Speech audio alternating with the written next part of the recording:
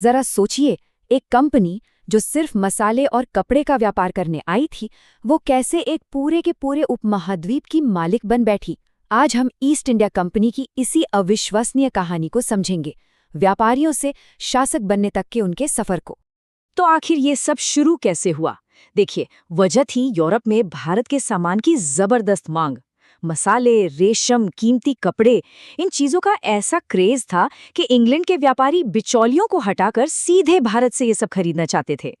और यही बात हमें इस पूरी कहानी के सबसे बड़े सवाल पर ले आती है। आखिर एक व्यापार करने वाली कंपनी एक रूलर, एक शासक कैसे बन गई? आइए इसी गुत्थी को सुलझाते हैं।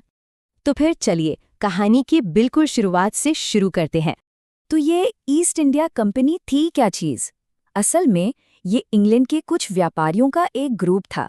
साल 1600 में महारानी एलिजाबेथ प्रथम ने उन्हें पूरब के देशों के साथ व्यापार करने का एक खास परमिट दिया। और उनका लक्ष्य बहुत सीधा सा था, खूब सारा मुनाफा कमाना, बस। और फिर वो दिन आया। साल था 1608, जब कंपनी का पहला जहाज एक लंबी समुद्री यात्रा के बाद भारत के किनारे पर लगा, गुजरात के सूरत बंदरगाह पर।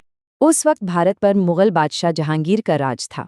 कंपनी के लोग उनके दरबार में पहुंचे और एक बड़ा लुभावना प्रस्ताव रखा। हमें यहाँ व्यापार करने दीजिए और हम आपके देश को और भी समृद्ध बना देंगे। जहांगीर ने इजाजत दे दी, शायद ये सोचे बिना कि ये छोटा सा फैसला इतिहास की धारा ही बदल देगा। और यहीं से कहानी में एक बहुत बड़ा ट्विस्ट आता है, जब कंपनी का ध्यान सिर्फ व्यापार से हटकर राजनीति की तरफ जाने लगता है।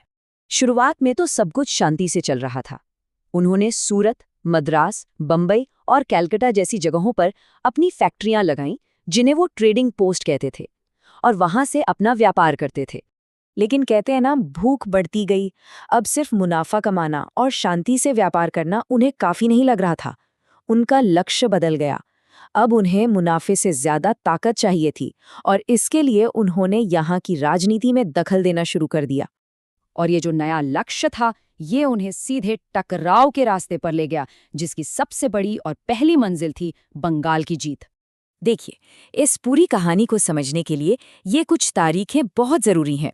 1600 में कंपनी बनी, 1608 में भारत आई, लेकिन असली खेल बदला लगभग 150 साल बाद, इन 2 सालों में, 1757 और 1764।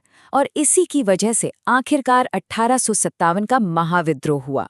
1757 ये एक ऐसा साल था जिसने हिंदुस्तान का नक्शा और तकदीर दोनों हमेशा के लिए बदल दिए, क्योंकि इसी साल हुआ था प्लासी का युद्ध।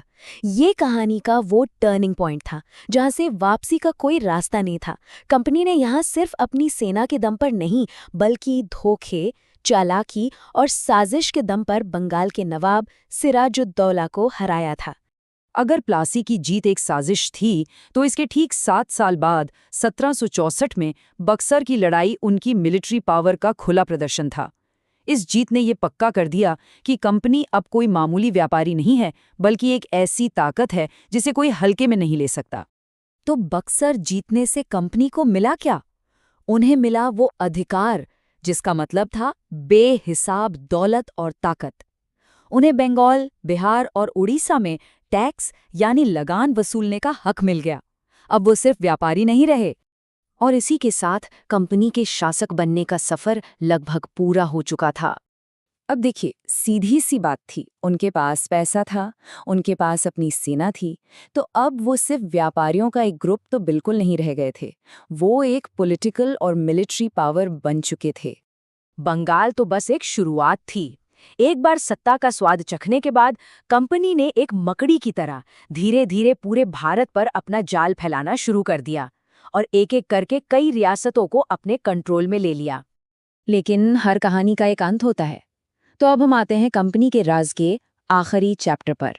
1857 ये वो साल था जो कंपनी के ताबूत में आखिरी कील साबित हुआ। ये भारत के लोगों की तरफ से कंपनी के शासन के खिलाफ पहली बहुत बड़ी क्रांति थी।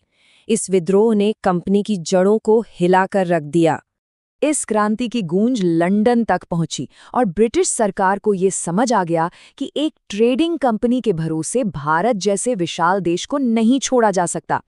इसीलिए उन्होंने सत्ता सीधे अपने हाथों में ले ली और इसी के साथ ईस्ट इंडिया कंपनी का राज हमेशा के लिए खत्म हो गया। तो इस पूरी कहानी का निचोड़ क्या है? ये 4 कदमों का एक सफर था। पहला कदम, व्यापार के इरादे से भारत आना। दूसरा, ताकत पाने के लिए यहाँ की राजनीति में दखल देना। तीसरा, प्लासी और बक्सर जैसे बड़े युद्ध जीत के अपना दबदबा बनाना।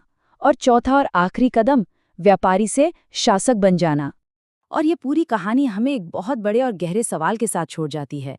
क्या इतिहास में हमेशा ऐसा होता है कि व्यापार और ताकत आखिरकार एक दूसरे से जुड़ ही जाते हैं? इस पर जरूर सोचिएगा।